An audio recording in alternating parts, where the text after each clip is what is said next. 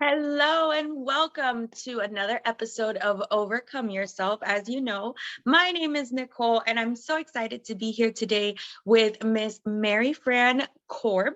And Marifran is one of my friends over from one of Brenda's groups. So if you haven't listened to Brenda's episode, she's on this podcast as well. And Marifran has just an absolutely incredible story of resilience and overcoming. That I want her to share with us. So, Marifran, please introduce yourself and tell us a little bit about you and your story, and then we're going to talk about your book later. Oh, thank you so much, Nicole, for inviting me. Yeah.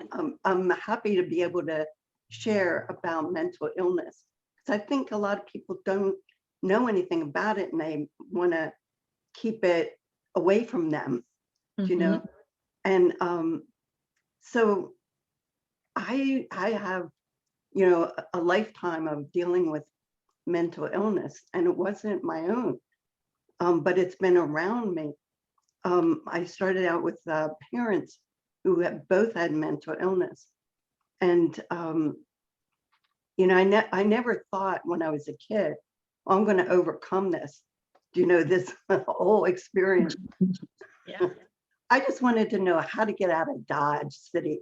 You Mm-hmm. know, how and when can I get out of a never-ending unhealthy situation?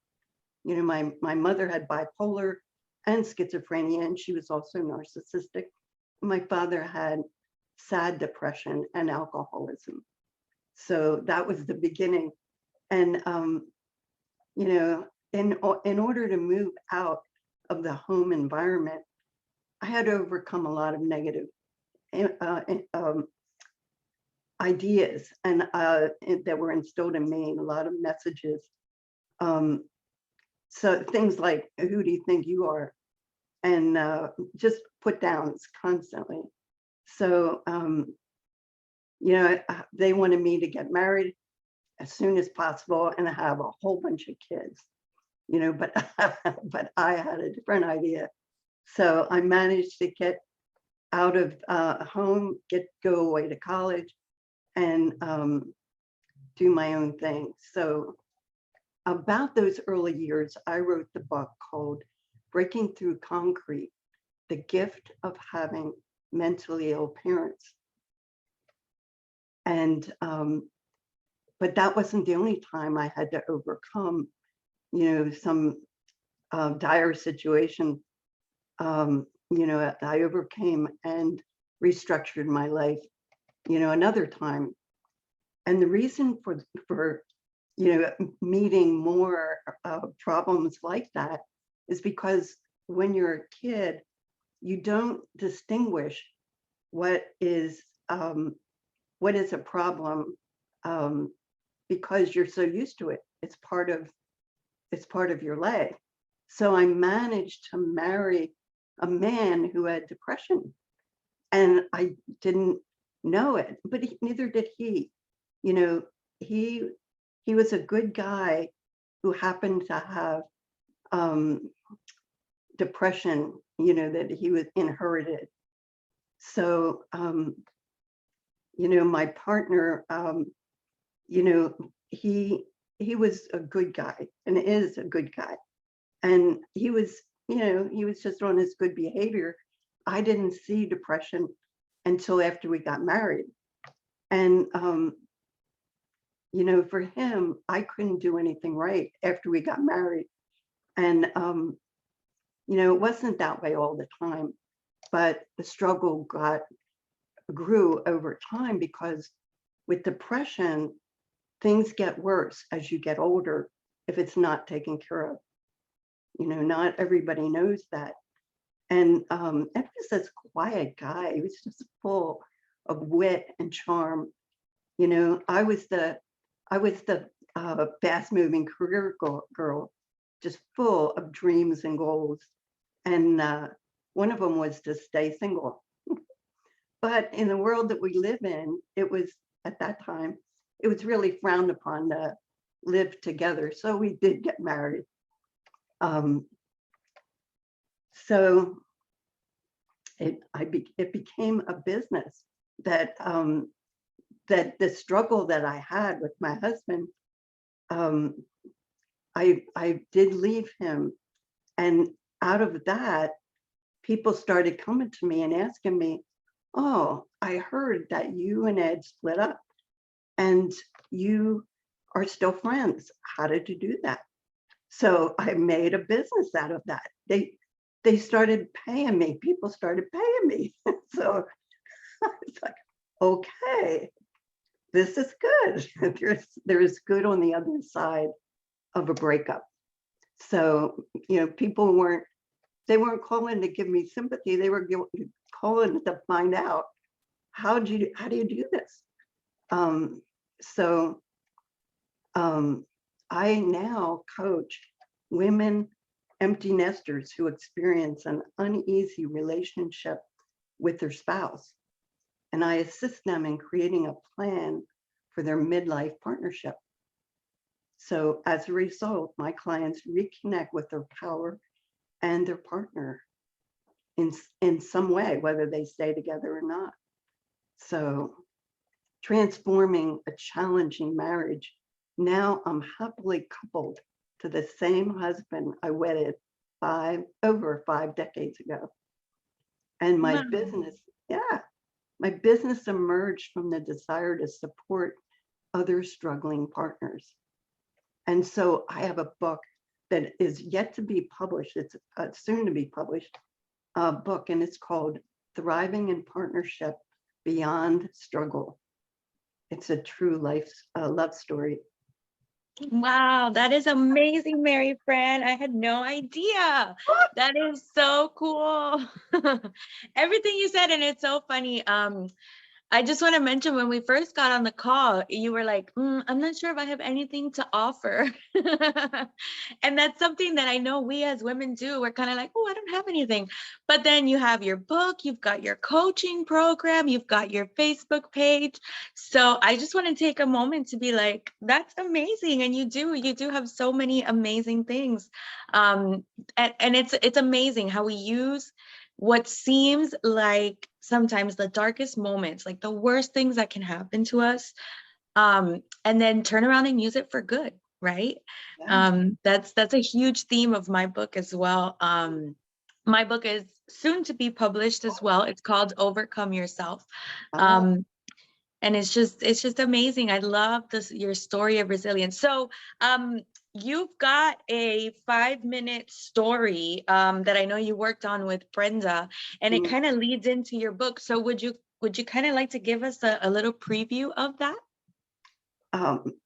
The story I did with Brenda was really about my parents, about especially my mother. A near-death experience where she nearly killed me. And really, that wasn't just the only time. It was just the most dramatic. And but I feel like I've moved away from that, and there aren't a lot of people who have that experience, but there are people, and we need to be looking out for other children who are struggling because of parents who can't control their emotions, and more needs to be done with that on a national and global scale. Absolutely. That's such an important point. Yeah. Yes.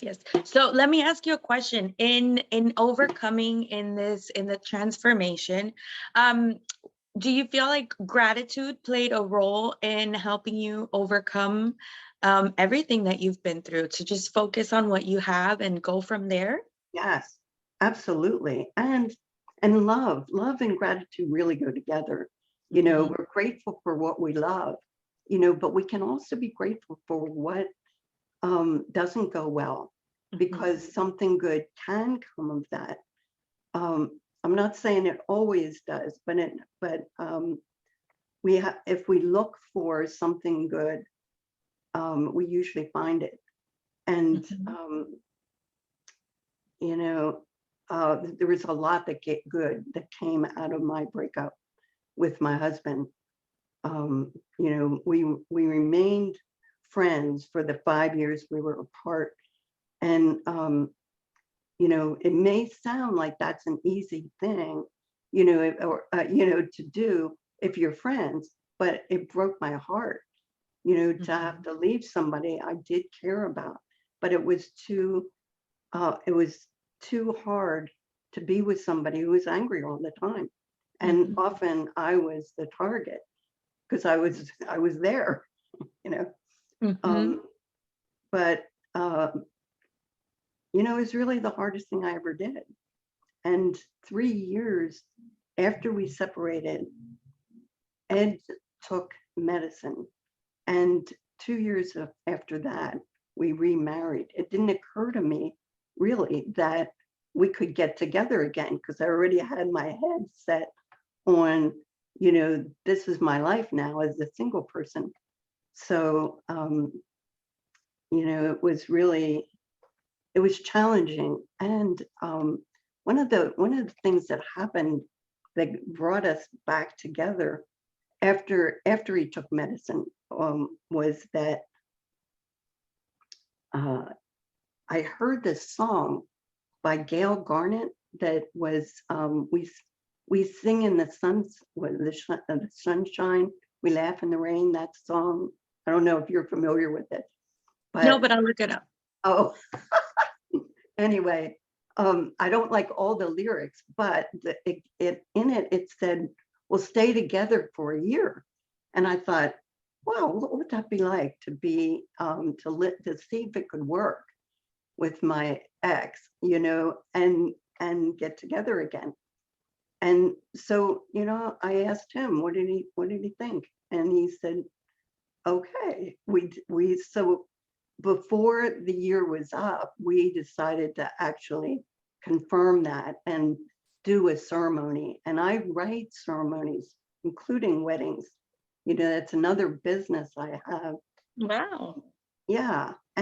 And so I wrote the ceremony, and our friends, Georgie and Frank Carmelino, who were our best man and matron of honor at our original wedding, they flew down to South Carolina and we had a ceremony on the beach. And it was so nice. And the other thing is that though I wrote the wedding ceremony, my friend Georgie, who was the matron of honor for the second time, she wrote some things as well and added to the ceremony. It was just incredible.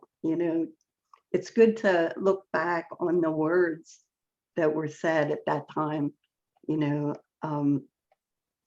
just revel in that. So, we grew through all the experiences we had, and it was good. So now, after my husband retired from his second career, he now works for Bailey, the dog that adores him. And he reads books and plays guitar and fixes things and rehabs the house, even though it doesn't need it. Meanwhile, I do relationship coaching, writing and officiating ceremonies. And I write with writing groups and attend classes and have fun with Brenda. That is amazing, Marifran. I love it. And it's just the story of hope, the story of resilience, of taking imperfect action and seeing it through. Like, these are the things I coach my business clients about. But they're life themes, right? Like, wouldn't you agree that it's just themes of life, right? Yes. So I would love if you have like maybe one or maybe top 3 tips for being resilient, like you, Marifran. Like what is like your best, what's the advice that you give to all of your clients? Like, what's that foundational thing? Really, well, if you're talking about relationships, is to be open to the other person's being, just be open to their goodness and connect with that, even in the midst of things that don't look the way you'd like them to be present to the goodness and the oneness with the other. That's really primary. And there's a lot that I learned through my journey. For instance, for me, in separating, that staying in an unsatisfactory marriage kills your spirit and your spouse's, no matter who's the primary cause. And you cannot take responsibility for a spouse who refuses to address their health issues. And in the case of depression, chronic depression is a serious physical problem that manifests emotionally. And it's a health issue. And also that you own your life and must take responsibility for your happiness and satisfaction as an individual. And you can find your talents and support yourself financially if you choose to leave. That that gets in the way of a lot of people. That they don't trust themselves. So as a married person, you need to trust yourself. Or if you're single, you need to trust yourself, because you're the one you're with for forever. So yeah, and that's, like I said, that's just such a great, that can be applied to so many things. Like even in business, you have to be able to trust yourself. You have to make trust deposits. I talk about that a lot. Making trust deposits in yourself. Are you doing what you're telling yourself that you're going to do? Or are you at a point where you'd say you're going to do something and your mind is like, yeah, right, you're not going to follow through? That's a dangerous position to be in, right? Yeah. Because I remember being there. I've dealt with depression, and it's scary and it's uncomfortable, and it's really frustrating to be stuck in that loop, right? So yeah, gratitude, and just, I love how you said focusing on the good, finding the good. Yes.